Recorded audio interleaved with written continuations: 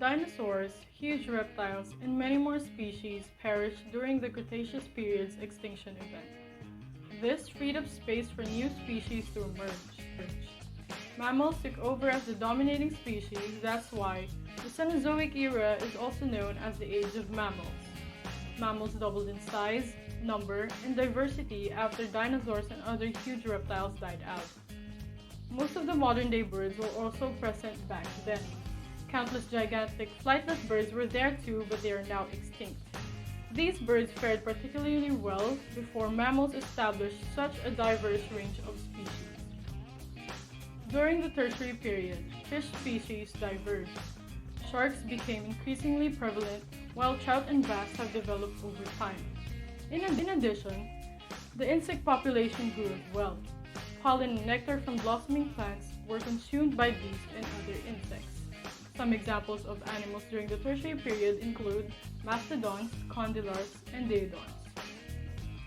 The beginning of this period was very warm and moist compared to today's climate.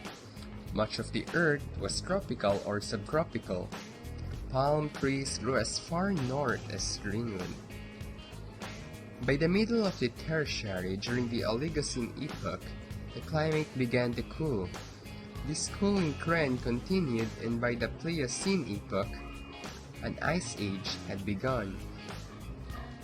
The cooling climate of the Tertiary period led to huge glaciers at the poles. The mountains of the world were also covered by glaciers, including the newly formed Himalayas and Alps. The huge amounts of water locked up the ice lowered the level of sea, and land bridges appeared between Asia and North America, Great Britain and Europe, Southeast Asia and Borneo. This enabled migrations of both plants and animals across these land bridges.